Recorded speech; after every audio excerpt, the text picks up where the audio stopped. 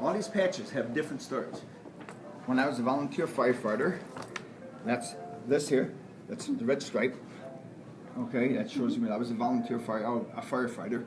Here's my patch from when I was in Sturgis. This is when I was a member of the Air Guard. These guys are the ones who I did my medical stuff with, you know. This is when I was in Europe, as a military policeman. This one here was when I was a military policeman in North Dakota. This one here is Operation Desert Storm, Desert Shield. Where are we at here? And then these two are from when I was in England. Because this is what they call pack fighter. Also, this is a SAC. So this is when I was a medic in Desert Storm. As you can tell basically when I was there. And this is here another one from the We're Station of Spokane. And so then we have both our units here. My Operation Desert Storm was a Vietnam era vet, like I mentioned before. So even though I wasn't actually in the jungle, I was fighting my own war with terrorists, so to speak. This is during that time. I was with I was active duty and going into the guard during the war.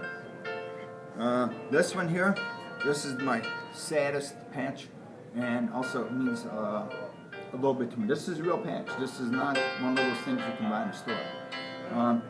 A friend of mine, when we were doing some training together, he was a captain with the New York, obviously here in the New York Fire Department. And then he was a personnel captain with the Air Guard. And during the Twin Towers, when that got blown up by the terrorists, he is one of the people who went in and never came out. And this one here, and I got this is my pride and joy because this reminds me of him. Well, they're all, I'm proud of each every single one of them, but this one has been more meaningful. And this, I'm a member of the Warrior Watch. Warrior Watch is, let's say it's an offshoot of the Patriot Guard. So if we do flag lines, if there's a funeral and people would like to have us there, some of us don't like riding for fun, but we do this with pride and honor for either our fallen vets, and for the families that they have to request us to be. The one that is the most meaningful to me is when I was with the Air Guard, I made it to receive the Ira Bond. Ira Bond was a pilot. I received it at the Warming Wall in Milwaukee, and I had a chance to meet the mother of one of my biggest heroes. And that was Lance Sage. He was an F-4 pilot. He got shot down, he had a broken leg, and he got captured. The rescuers were just so close to him, but they couldn't get to him because of the fire of the enemies. So he got captured, he was thrown to POW camp, he tried escaping about three times. And he never made it because he died in the POW camp because of the torture, the starvation, his medical problems. But I was very, very proud to meet his mom. And now his sister's taking over the legacy.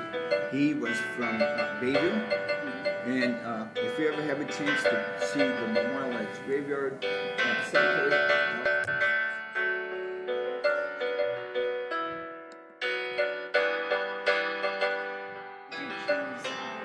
the Air Force. Education. I'm not going to downplay any of the other services, okay? But if you look at the Air Force, also if you look at the Navy, you'll get a fantastic education. So if you were like in the Marines or if you were in the Army, you won't be really, to me, you won't be as trained. But like I said, I'm not going to downplay one service against the other because we're all brothers and sisters.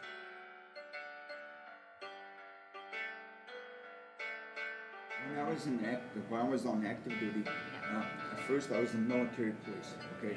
And then when I was military policeman, my responsibilities included base patrol and I'll put it the national security of America.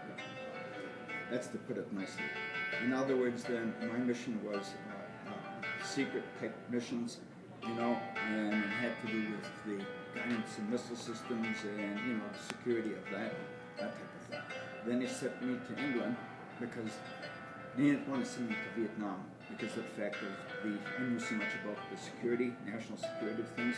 This is that I'd be too much of a risk. So if I got captured, they might think that I spilled the beans or said something. So they sent me to England, and then, see, my enemy wasn't like the Viet Cong. My enemy was terrorists. And at that time we had the Bottom-Intoff, Black September, IRA, those type of things. And the base was an open base. So in other words, anybody, not like America where you have to go through the gate and all that type of stuff. They can just walk in. So then, any of those people could come in on base. All always had to do was go and search the buildings, or we had to go and search the, seal off the area, that type of stuff.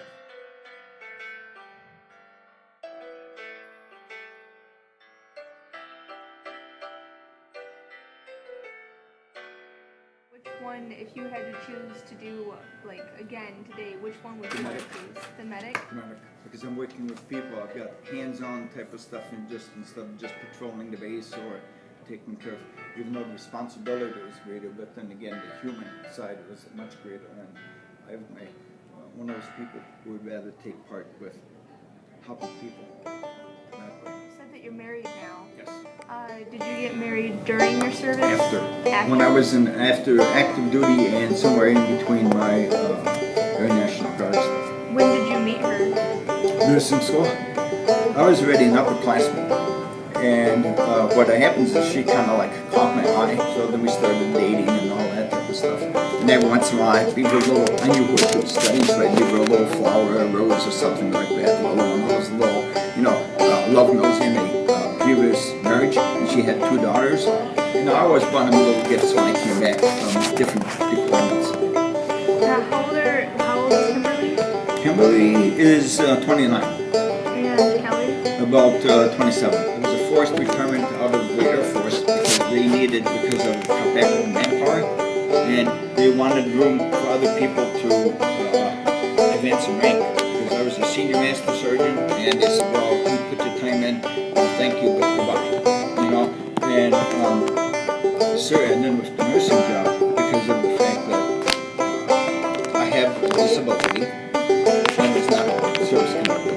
But a gentleman made this, I don't know if he's out there today. This is my pride and joy. He made this for me for free out of generosity of his own heart. This is all hand carved, every single bit of hand carved. You got my insignia for the Air Force, years that I served. You've got my rank, of which is a senior master sergeant. You've got my name down here. This is all hand carved and wood burnt. Now, if you turn this around, and if you look at here, a senior medic, okay, and that's kind of hard to get. And also, I worked in, like I said, I worked in flight medicine. This is when I was in my military police. This is my military police shield.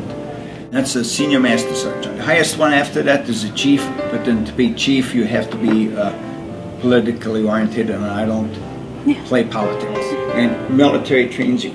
Never, never, never leave anybody behind. You ask any of these guys, if somebody got sick, I'm not going to leave them until after the ambulance and picks them up and leaves.